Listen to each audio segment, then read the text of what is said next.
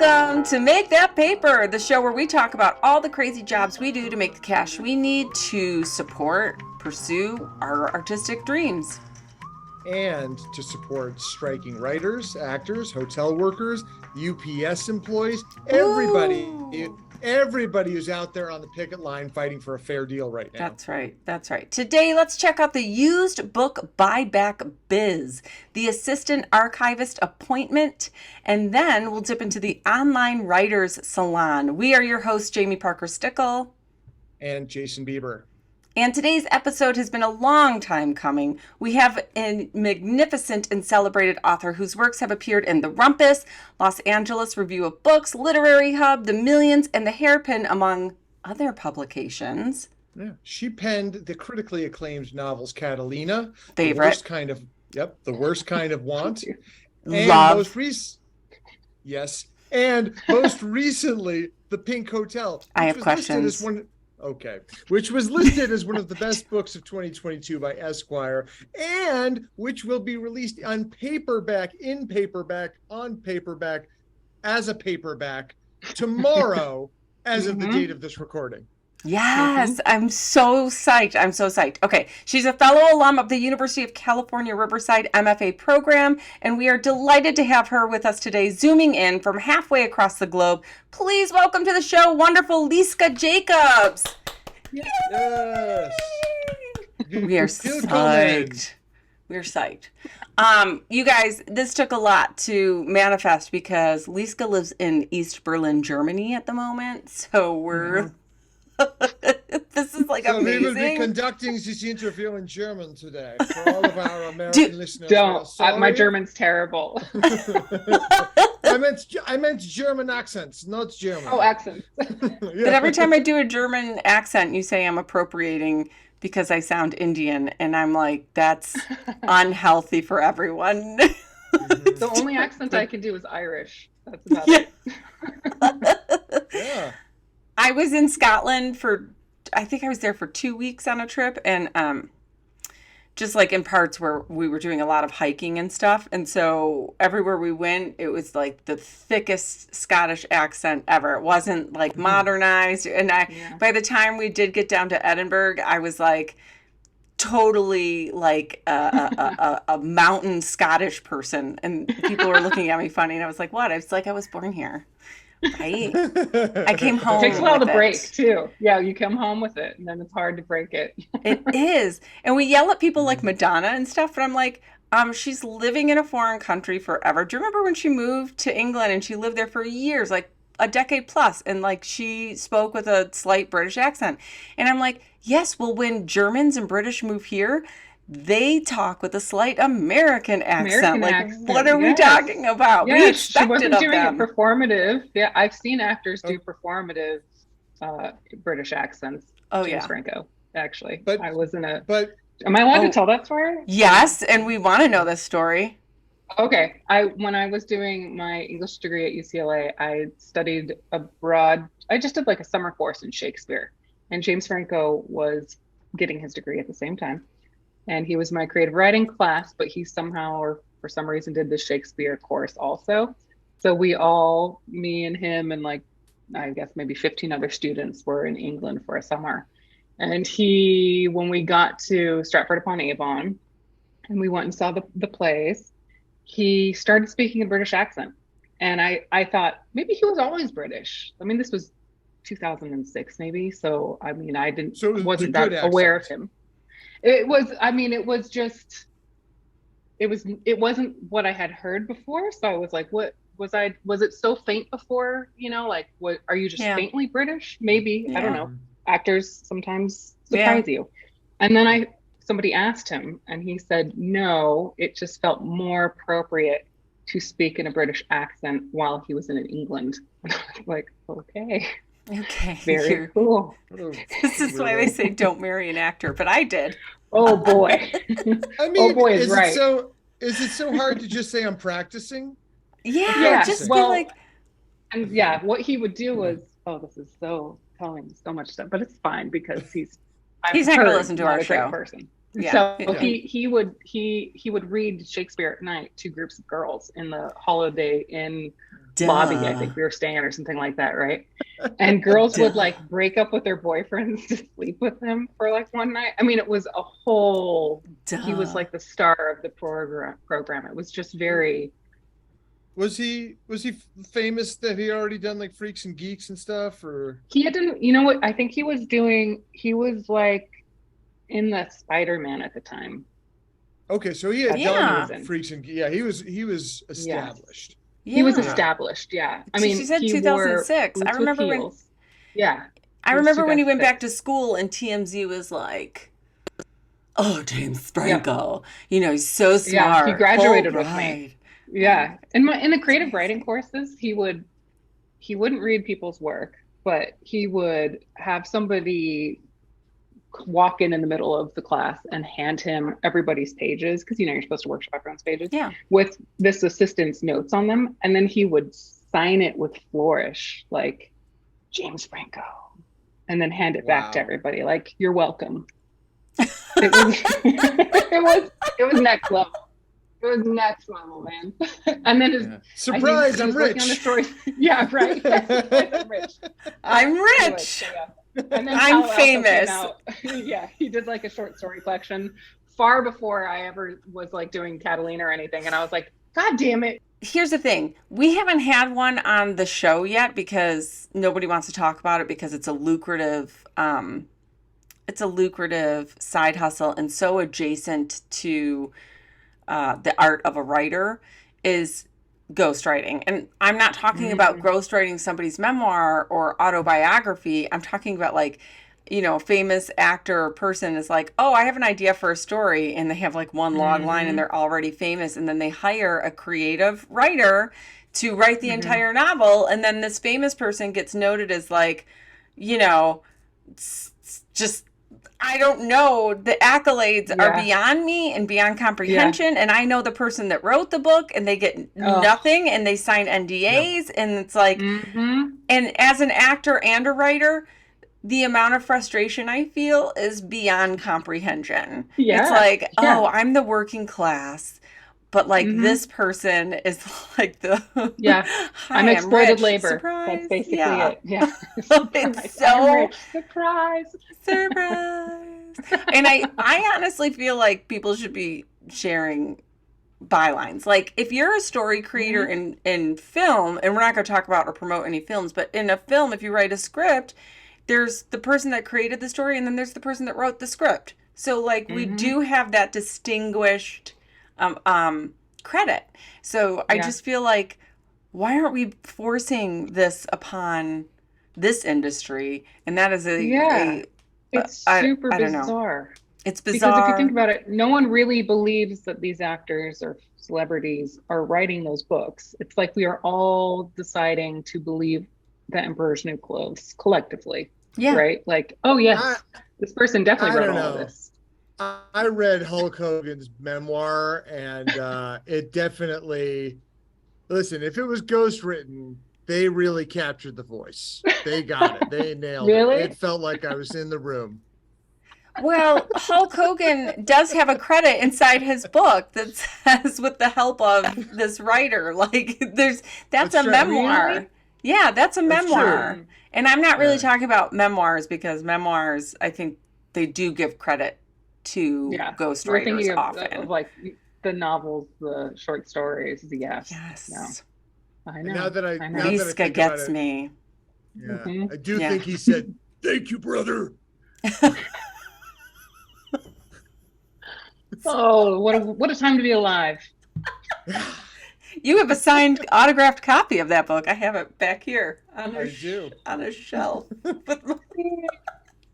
I love your shirt. Wait. Yeah, it's Jason's shirt. Yeah, let's talk about side hustles for a second, because that's really good. Because that's the show, but also because Liska was born and raised in Los Angeles, and I feel like it was the hub of the beginning of side hustles. You were born and raised here, so you've seen this your whole life from people, I'm sure. You just don't go and get your makeup done by someone and they're not telling you about, well, I just do this on the side. I'm really trying to be I mean, culturally, it's ingrained in you from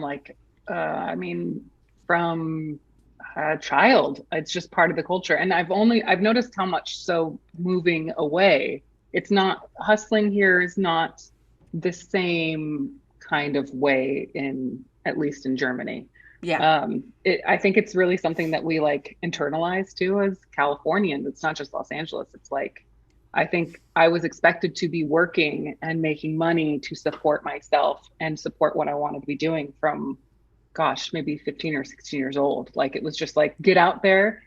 The workforce will eat you up, and whatever it is you want to do, you'll do it on the side, but you need to have a hustle, right? Yeah. Like, that's what you got to be doing. So, I mean, I think I wrote you guys that I've worked so many bizarre jobs, which is great for writing, right? You can pull from any of those jobs, right? Part of it is, I think at some point you start thinking, these jobs that I'm using as a hustle are also fodder for my books. Like, I'm just absolutely 100%.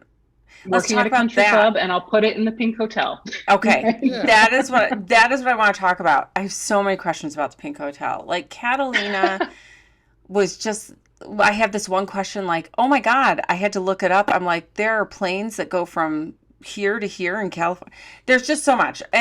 But the Pink Hotel made me want to cry, scream, and laugh all at the same time. The anxiety that built inside me. And that's a book full of side hustlers, in my opinion. But we'll absolutely. I'm so pumped that it's coming out in paperback, because I just feel like this is like a rebirth. Some people are like really weird where they only buy books in paperback. So you're all very lucky, and you're welcome. Liska's giving you a paperback. It is sort of, that's like the hustler form of a book. I mean, I don't think I would, if it wasn't my job where I had to have books that came out and people were either giving them to me, or I was going to somebody's event and I was buying them in hardcover, it's paperback, right? That's the one you can technically kind of afford, right? You're not going out to buy. Do you remember when hardcovers all of a sudden were like $30? And it was just like, what? Who has money? At some point, I was making that an hourly wage, right? Like, that's like, I'd be like, well, that's how much I'm making a day, and I guess I'll trade it for this hardcover book. Well, that's when I would go to Barnes and Noble for days on end and just sit there and read in the store, because they set it up like a library. Yeah. And I was like, okay, new release. Nobody ever said anything to me, except when I tried to get a job there, and they were like, no. I think they thought I was going to steal the books. But yes, they are expensive. And when I see people, you follow Book Talk or like writer Twitter, and you see all these people going, look at my book haul, look at my home library. I'm like, that costs more than my monthly rent. And you are like, that in one trip? Yeah. The books cost more than the furniture they sit on. It's kind of, that's true. It is sort of a commodity in a way that I think, because my main goal was always to be a writer, right? That was my passion. I didn't think about books as commodity until I got into the publishing side of things. And it's a weird way to look at art, frankly, but we're in a capitalist culture. So, I guess I should have foreseen that. I mean, you decided to do it as a living and not as a hobby. So yes.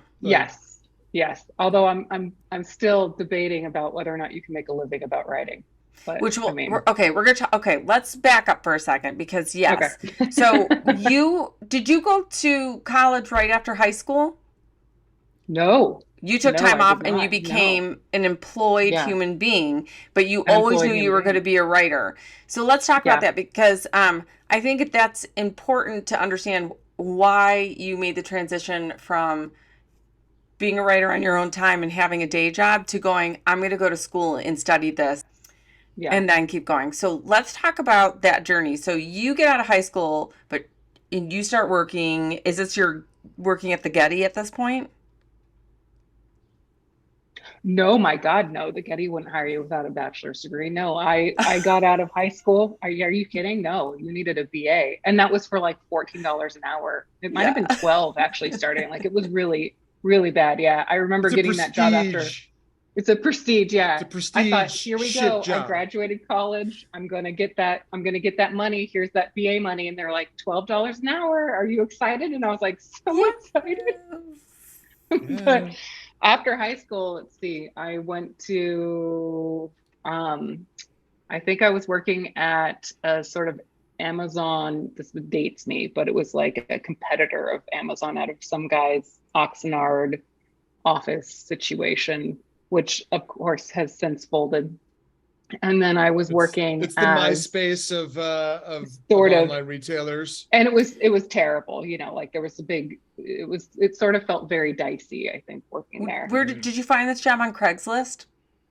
By I chance? did actually. Because Yes. I yes. found a similar job. He was an ex MLB baseball player. Is it MLB? Major League Baseball. And he was a former MLB, and he was like a big one, but I don't remember his name, so he wasn't big to me. Like I know the Yeah. Darryl Strawberries of the game from Detroit Tigers, and then I'm out. Yeah. But he posted on Craigslist. I would call him the Amazon of memorabilia, and it was out of his house and a garage. And I would do like his charts, and then I would do in-person silent auctions of stuff. But like he was eBay selling, you know, Yeah, like basically that's what this was too. Yeah. This yeah. was basically like the same thing. And it Okay. didn't last for very long. And then I think I was working at I was the front desk at a salon, which is great because I'm wearing a hat, but I can cut my own hair, which is nice. I love You learn Handy. very helpful things in these hustling side gigs. And I think at that time I started doing courses at a community college, worked at a country club where I managed a golf shop, and it was like a very exclusive, it's called Sherwood Country Club in Hidden Valley in California. Oh, do you get tips? Were you making tips? Oh yeah, I mean the scene in the Pink Hotel where I think Coco is doing a Bloody Mary bar on like the roof. Yeah. I pulled that from an experience I had there where they set me up. It was a men's only golf club also, so they was kind of like working in a prison. That's basically it. And I was 19, I think. Oh, so it was just they're all waiting for me to turn 21. Just why 21? So I could go out to bars, I guess. I don't know. I was already dating who my husband is. I was dating him. So I was like, I'm taken, but they would bring me gifts. They don't care. And no, they didn't care at all. They don't. I mean, that's how I learned that Kenny G's last name. Do you guys know what his last name is? No. No, and this So you could had be what puts us on the map. So when you had to check in people for their reservation on the course, you had to do it by their last name. And so when he came in, I was like, shit, I don't actually know this guy's last name. I just know it's Kenny G. And so he was the one that had to tell me his last name is Gorlick. Gorlick. I would go by G too. I know. I was like, how do you spell it? How do you spell Gorlick? Is it CK or just K? With a G. With a G. It's a G. Yeah, right? Yeah, it was a rough one. But I learned a lot of wonderful lessons from that short job. And then after that, I worked many retail jobs at like the mall. Yeah. Calendar kiosks, you know, that were like yearly. At the same time, I was working at like in Robinson the middle May. of the mall, like in the walkway. Yes. Yeah, the kiosk. Yes, that was me selling calendars, flagging like people kitten calendars. Yes, who wants a calendar? Yeah. You can't like spray someone with a calendar sample. You actually have to. No, you have to use be your like personality to draw them in. Yeah. Like, do you like cats? motorcycles? Yes, Do you like exactly. shirtless firemen? What's your thing? Yeah, that was my job. Yeah, it was That's fun. amazing. And my husband worked at, boyfriend at the time worked at Vans. So we would have lunch at Sweet. Hot Dog on a Stick, you know, Yeah. I mean, like real classy. Which living. mall were you working at? At that time, I was working at the one in the Valley. I was working at, which has been redone, and it's very nice now. It's like the Westfield Plaza, but at the time it was, you know, the one that you're on your way to the pretty Westfield Plaza that's sort of outdoor, and you pass the one that's closed down, and it looks like an empty warehouse. That's the one I worked at. I did Robinson's May, I worked at Macy's, and I worked as a manager at Charlotte Russe, and that broke me. Yes, you did. That broke me. Yeah. Cleaning the fitting rooms. Now people I feel like are much more polite about fitting rooms, but I mean, when was this? Early 2000s. It was chaos. It was What? Oh yeah, a because I've been in different the time. fitting room where I'm like, is someone using this? There is a pile of clothes in here. Yeah, it looks like someone's living there or exploded and they just turned into a bunch of clothes. Like it was just, sometimes they would, and actually I think one of my early jobs at Macy's was in the shoe department, and people would change their baby diapers in there and shove a diaper into one of the shoe boxes. And then we would get called down and it would be like, hey, find out which box it is and get rid of it.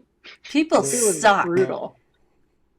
Yeah, Wow. that's basically, yeah. And then I did They weaponized UCLA. their baby's shit. They weaponized their baby shit. Yeah, and piss. It wasn't always shit. It was sometimes Oh just my. piss, just a saggy piss diaper. It was terrible. Oh, Yeah. Oh. And then I think around that time I thought, if I'm not going to make a lot of money, I'm going to work somewhere that I think is beautiful. And so I started working in museums. I was like, it's going to pay you the same, but you're going to work in a museum gift shop, right? How is that much different from a golf shop? You're not going to have men pawing at you in a museum gift shop. That's not the culture. So I started doing that. I think I worked at the Museum of Fine Arts first in Boston because I did a stint there at Northeastern. And then I promptly survived one blizzard and was like, fuck this place. I'm going home. And then came back to California, did UCLA and worked at the Fowler Museum. And then I got the job at the Getty out of college. And I thought, this is what I've been working for. I'm going to do, archiving. Like I thought this was going to be it. Because I thought everyone that worked there were artists. And at the time, I thought you could do a full-time job and you could do your passion on the side. Yes. And very quickly, it's just consumes you, the Yes. full-time job. It's just Yeah. it's just your whole life. Yeah. And that was the sort of lesson I learned, where if you're going to, whatever job you decide is your job, it's your full-time job. And everything else kind of has to be a side project, I guess. Well, there goes which is our how I view show. hustling now. Well, No. but it's true. So like you learn. So I spent 8 years with Nestle. It was my Yeah. side hustle. Like I came in as a temp. Literally, I was working for a temp agency, and 2 months in, they hired me full time. And there were months where I was like, oh, I'm making my rent and my car Yeah. payment, and I have groceries, and I can go out once in a while. This is great. It's Maybe this seductive. is it. Yeah. Maybe I just give up everything else, right? And just like, Yeah. this Yeah, is it. it's You seductive. get very comfortable. tempting. It's very Yeah. tempting. And, when they start asking you out for happy hours and they want to promote you and they start Yeah. asking you, like, where do you And see there's all the dramas inside Ugh. of and you're like involved in everybody's life. And it's just a Yes. part of your life. It's just It's your life. just a part of your life. And then you Yeah. and then you get that one call where you book something and it's overnights and your boss is like, yeah, as long as you get to work on time. And then you've worked 23 hours and you're like, oh no, this is my side hustle. And so I'm just going to show up Yes. here with the bare minimum because they're actually paying me bare minimum. Everything I do over is not overtime. Mhm. So we're just gonna do that and Yeah. I remember think the that thing with it's the hustle. the thing with the Getty that really threw me was because I was working in archives and it was all very well-known artists, right? Like one of my first jobs there, when I was basically a temp when I first started, it was like work study. And then I got hired full-time later, was photocopying impressionist painters letters to each other. So it would like be, here I am holding Monet's letter to Pissarro or somebody, and they're worried about Picasso.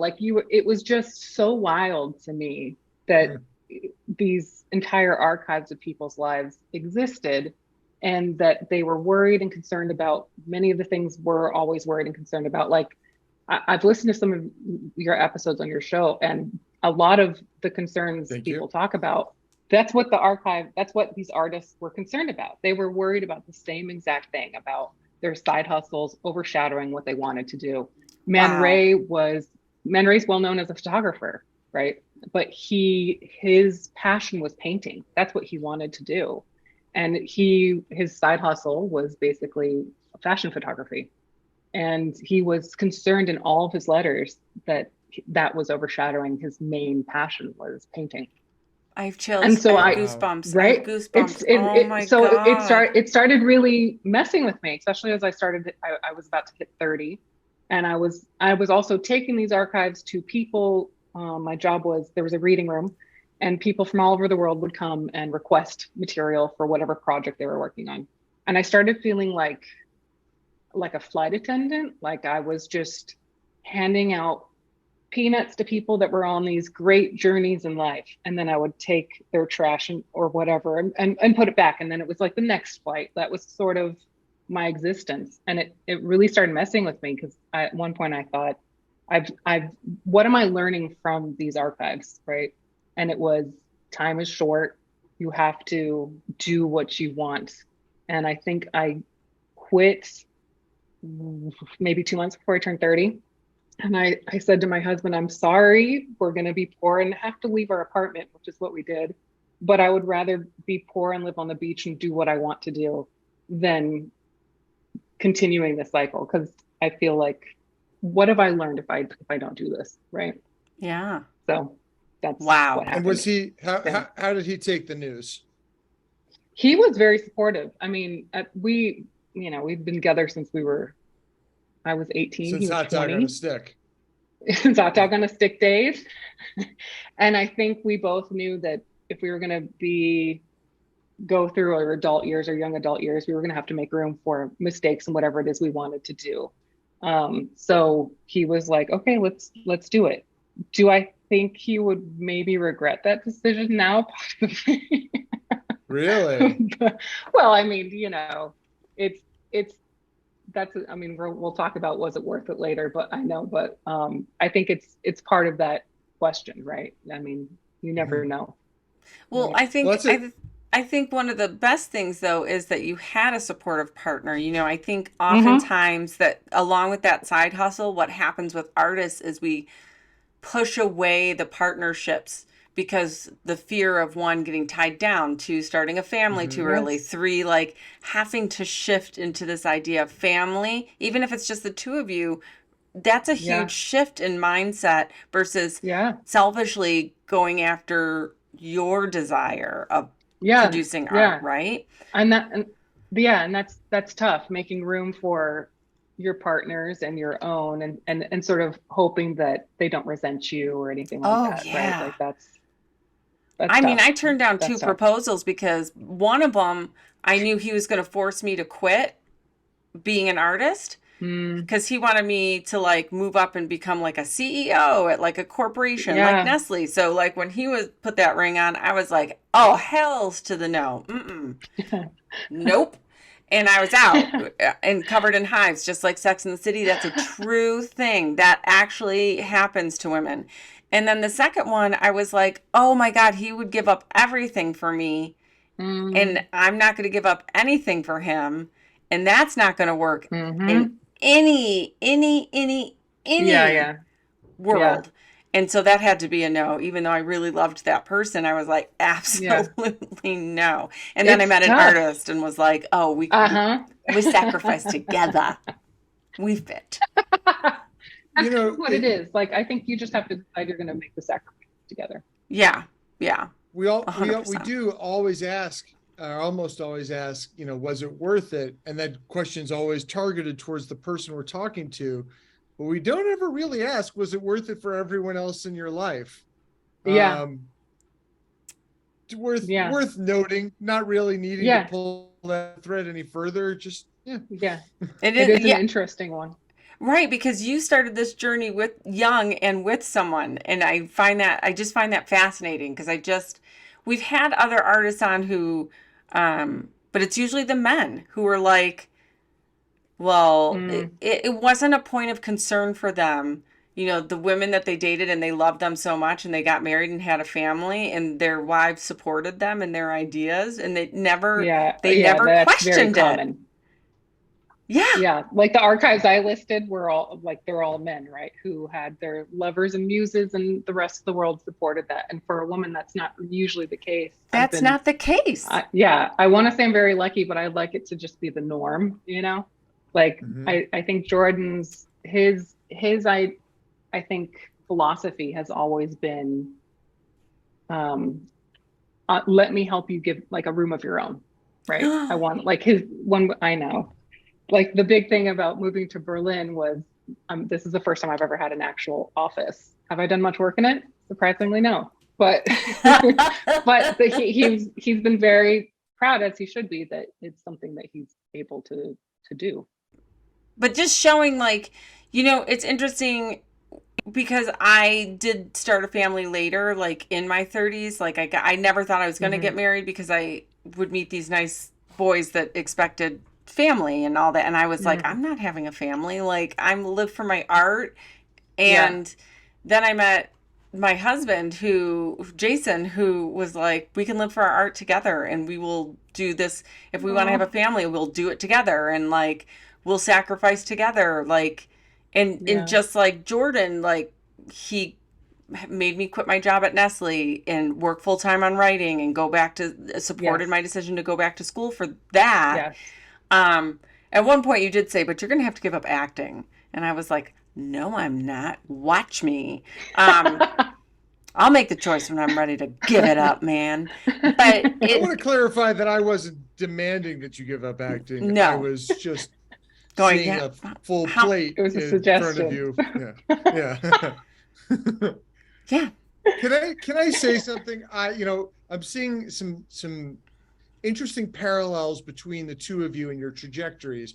But Jaime, when you left Nestle, your last full-time day job nightmare at Nestle was constricting and suppressing you as an artist, and really just getting in the way. I started to have a bad attitude where I was just And Liska, one, you seem to have a positive attitude and feeling towards the work. At one point you said you thought it was actually going to be your life. But even more so, it seems that job and your discoveries there inspired and prompted your professional career, your professional artistic career. Yes, it definitely prompted me to sacrifice, to choose sacrifice and not to be scared of that. I think part of it was I wasn't making Nestle money. I was making Getty art money too. So it wasn't seductive in any way where I could support Jordan, or I could support a family, or I could support one day saving money and buying a house or an apartment or anything. It was very much like, if you do this job, you're doing it because it's your passion. Yeah. And so I really started feeling that I had to choose passions, I guess, in a way.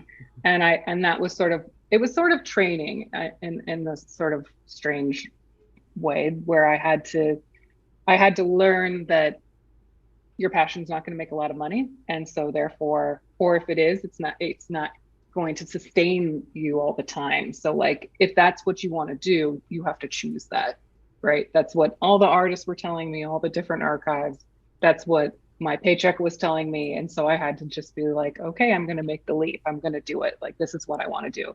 I think also at one point I realized I hadn't written anything in almost a year working there, because I had been so involved in it and I had gotten wrapped up in it. And higher ups, I'm like you, Jaime, where you start a job and at some point they're like, you know what? You should be the manager. Now you should be the CEO, right? And it's like starts to become a thing.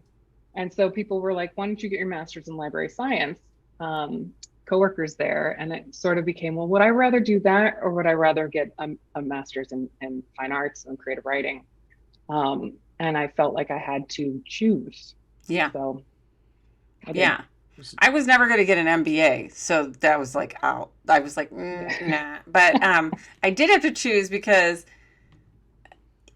interestingly, it was like, oh, you can be an artist and you can be a psychologist to artists. So it was, for me, the choice was, do I get my master's in psychology or do I get an MFA? And really sacrifice and go down this path and not worry about what other people think about me anymore. It's crazy to me that our choices of being artists would have any reflection on our level of intelligence or capabilities or ability. And I think that's the Yeah. thing that we're so misjudged on. And it's one of the things that's so important to me about this strike is to understand that artists are fucking capable as fuck and probably better at everything they touch than just a person who goes, I'm just going to get a job to be a cog in a wheel so I can have my weekends and go Hmm. on vacation, right? It's Yeah. like Yeah. we don't live life like that. We're a different breed of No. people. Like we Yeah. take everything and we make it our full lives. And that's what's Yeah. hard with side hustles too, is because we do become so Yeah. attached to the work to make sure everyone knows that we care. You Yes, of know? course. Yeah. I mean, It's that's what happened I crazy. mean, I think I went from the Getty to the last bookstore, and I started out doing used part-time, being a used book buyer. And the owner wanted me more hours, like, I was capable, I could do the job. Of And then course. it slowly turned into, why don't you handle events? Why don't you be the event coordinator? What if you were the event director? And it was Right. just like, no, no, no, I quit the Getty. I'm not going to be the event director of anything. That's kind of exactly the same job I had at the Getty. I was Yeah. just coordinating a different kind of thing. So like Yeah. I quit that. And the Getty was one of those places that people thought I was crazy for leaving. I think they still think Sure. I'm crazy Yeah. for A leaving. hundred Like my percent. family was just like, what are you thinking? What are you doing? That was like a perfect job. You got health care, you got time off, whatever. And I was like, but it's not enough, I guess is the way to say that. It's just sort of, it didn't give me enough time for what I wanted to be doing. A Right. So hundred so in that percent. way, it wasn't worth it. It just wasn't worth it. And you got So from it what you were going to get from it. Yeah. A hundred yes. percent. And I miss it. I mean, I still love museum work. It was the reason why I could hustle and do assistant archiving, right? Because I had that on my resume. So I could archive at different foundations and stuff like that Well, for let's hourly talk about wage. that because you became an archivist freelance and you Yes. processed Mike Kelly, who I think is a native An LA Michigander artist. also. Oh yes, but and he lived in California also, Los Angeles. Yeah, Yeah. yeah, And he is Michael actually the best. Asher. Who's also a So, California artist. Yeah. how did you happen upon, did they post on Craigslist that they needed an archivist? No, one of my old bosses at the Getty had left the Getty and became sort of like an archivist herself, and so she Yeah. was looking for an assistant archivist to help her process these archives. And I was like, sure, absolutely, I'll do it. And it was a I wouldn't want to say a fall from grace. Foundations are not as well funded as the Getty. That was when I Sure. realized, oh, not all museums have $1 billion portfolio. So it was a very different world. And, we had to deal with, I mean, budget constraints and all kinds of stuff that wasn't part of the wheelhouse of the Getty. And at some point, those foundations wanted me to get my MLIS and also become like the archivist of the fountain. It was like, no, Are you again. guys paying for that? Like, what's happening? I mean, Yeah, yeah. I think part of it is when you say you're an artist and you don't have something to show people, they oh, don't I hate really, this. do you know what I mean? They don't really believe it. Yes. They Yeah. think you're like an adorable child or teenager that still has a dream and like they're going to wake up and so why don't you do this for now until that other thing happens? And you're It's like, no, so awful. I Liska. know, I know. It's not my favorite, It's like, but oh, I have to prove myself with a body of work that you won't accept anyways. Like, oh yeah. I will never forget. I went to my husband's family's family reunion. I think they were having like a big extended family reunion. And one of his aunts, it was right after I quit the Getty. And it was very much like, what is Liska doing? Jordan's going to have to support her. They just moved out of her apartment. We were living in Crenshaw at the time. And we were both taking, I mean, it was just trains because we didn't have a car. It was just terrible. And so one of his aunts asked me at the family reunion, are you still doing that writing thingy? That writing thing, you like writing is such a foreign concept. Yeah. Yeah. bless Like, my mother-in-law's heart, but she is like that. And she is like, oh, I can guess the end of every book. She tried to guess the end of The Pink Hotel. I think I was reading that when we went to Manhattan last summer. And I was like, no, Mm-hmm. that's not what happened at all. And she's like, I could read one chapter of every book and know what a writer is going to put at the end. And I'm like, wow. And then until I became a professor, which I'm just Mm, adjuncting, but like now it's solidified to her that I yes. am, and my aunt and mom, that now, because I'm an academic or in Yeah. academia, now I'm allowed to be a thing because I'm at Yeah. this thing. Yes. And It's this is like a they have to job. meet a certain bar. Yeah. Well, they have experience interacting with college professors. They have no Yes. experience interacting with writers of books that get published are alien to them. It's not That someone doesn't they ever exist. interact with. It's a celebrity. It's like that's a Hmm. pretend thing, and no one can Yeah. really get to that.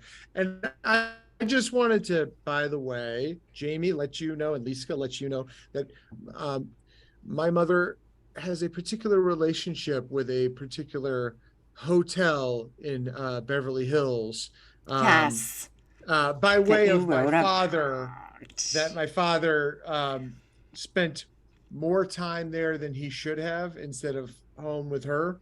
So, He lived there on and off. yeah. So, No. yeah. So seeing Oh you my read that God. book in her apartment with like the greenery and the flowers, she's like, I feel like Californians have a weird relationship with that hotel because I mean I stayed there for research, but my mm-hmm. grandmother and my dad's father would stay there when she would come into town, like in a bungalow for like a week at a time. And I can't wrap around, my head can't fathom the cost of that because the way I was raised and the way that hotel presents itself now, I feel like is very different from prior generations. Like it doesn't feel like Oh a yeah. place that normal people stay at, right? Like, can you No, of Never. imagine? It course. never was. No. I remember when they gave me an artist discount to stay there, and they were so excited to present me with that nightly discount. And it was 450 a night. And I was like, that's a lot of money. Mm-hmm. I was going to stay for a week, but okay, whatever I do for my art, I'll do it. Here's a credit card. And then when I was staying in the suite that they gave me, I was in the main hotel, not in one of the bungalows. They have Sure. to, by California law, sort of post what the nightly rate is somewhere in the room. And in the closet, they had posted it. And the room that I was staying in was $1,500 a night. And I was like, oh, so you did give me a discount. It's just a significant Wow. discount. Yeah. This is a significant thank you. Yeah. Can you imagine? Uh, yes. Insanity. Yes. I can. I. Listen, my Yeah. family, I was just telling Bieber the other day, like, we didn't go out to dinner unless my grandparents were taking us to Denny's growing up.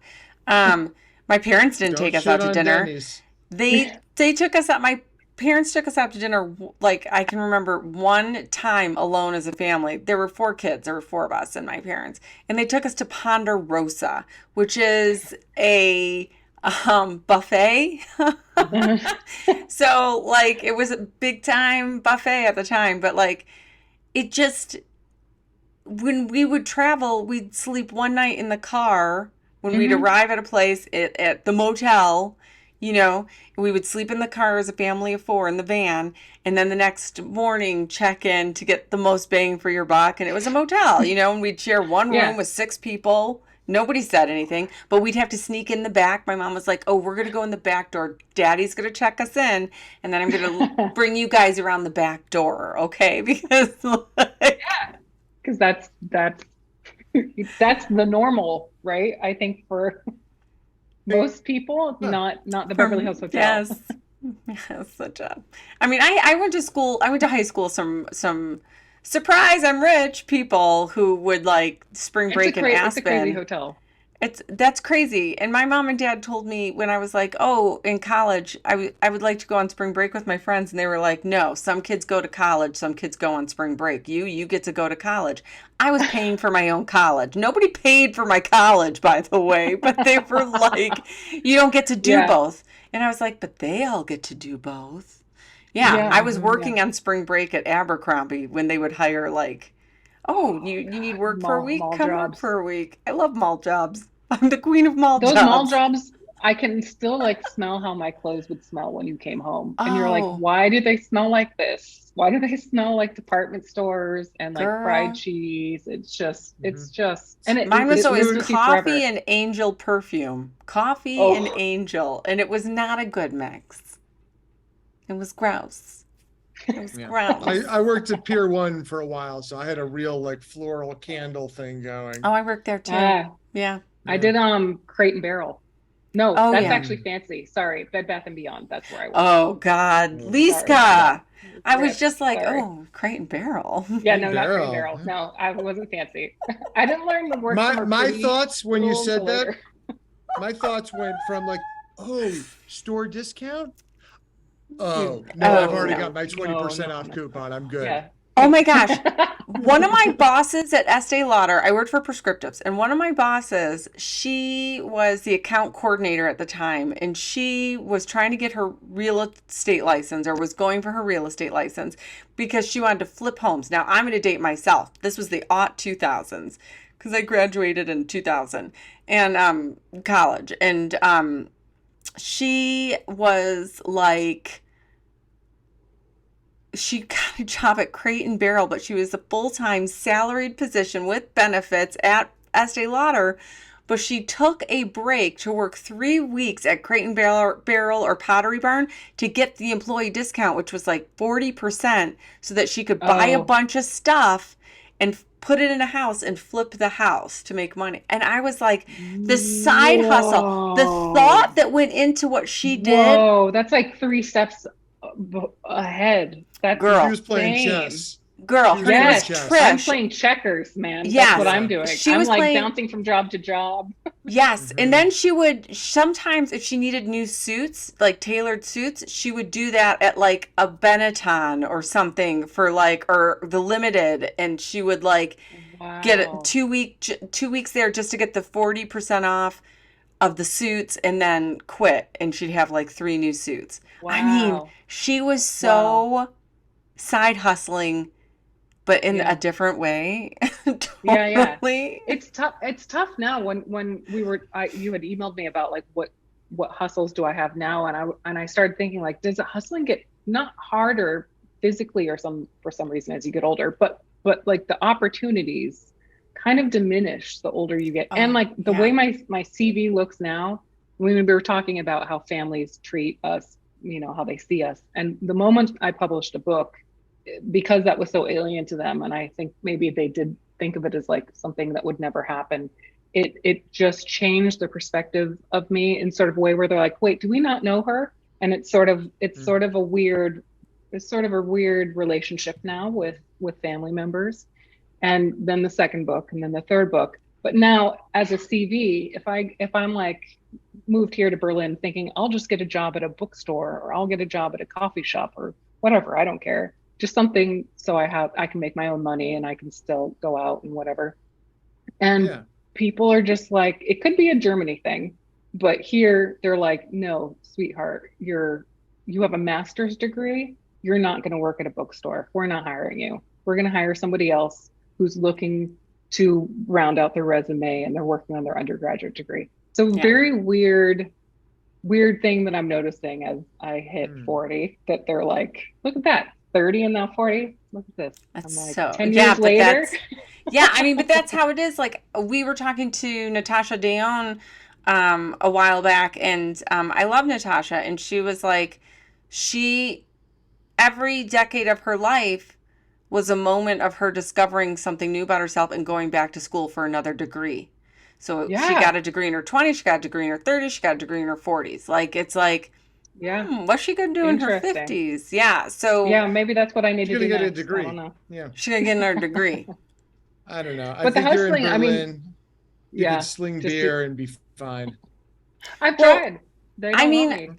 I agree Like, with no. that though. It is, even with an undergraduate degree in Michigan, I needed a second job, like I said, because the news was $8 an hour.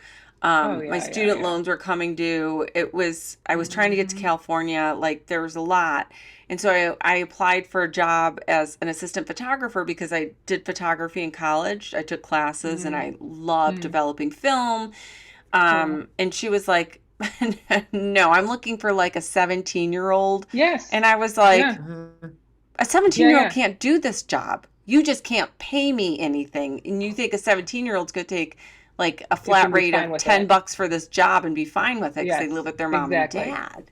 Yeah, that's kind unfortunate. of it's the, I don't know. I don't want to say like, I'm not complaining. I love that I've published books, but like it is sort of a weird place to be in, because I think as soon as I published books, now, you know, auntie on my husband's side is no longer calling it that writing thingy. She sort of assumes that I now can buy like a yacht or something. Yeah. Do you know what I mean? Right. Like it's just like, oh, of course you live in Europe and you're traveling every month because you're rich now. And it's like, no, that's not how books work. You know, but it'd be great if it was. Wait, how many copies did you buy? Yeah, that's what I should have said to her. That's amazing. Yeah, so it's different.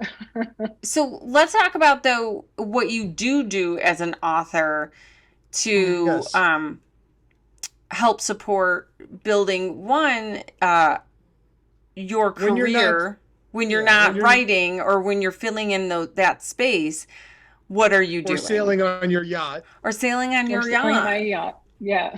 When you have to pay the Pink Hotel's bill at the end because it's still $4.50 a night.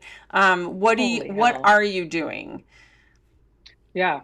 So when I was working as an assistant archivist, that was, I would say, the most lucrative side hustle I've probably ever had, because it was somebody else was paying me, right? I had an hourly wage. I showed up, I did my job. There were it's still a job, right? There's always some downsides to that. I think that's the tough thing about having a passion that's can be also a hustle, right? Like acting, writing. Like I think part of writing has now become like one of the hustles is pitching reviews, pitching essays, pitching, you know, for these little drops of money, right? Like, and that's tough when your passion becomes the hustle, right? Because that can kind of rub off its sheen a little bit, I think. For sure. Right. Because up till then, you're like hustling to get that thing, right? And then when now you're balancing, you know, two different hustles. So often, I mean, Jaime gets, and I'm sure you've gotten, you know, oh, you're a writer. Why don't you do this technical writing? Why don't you like create content? Why don't you like? Read my biography, my father's biography or something like that, right?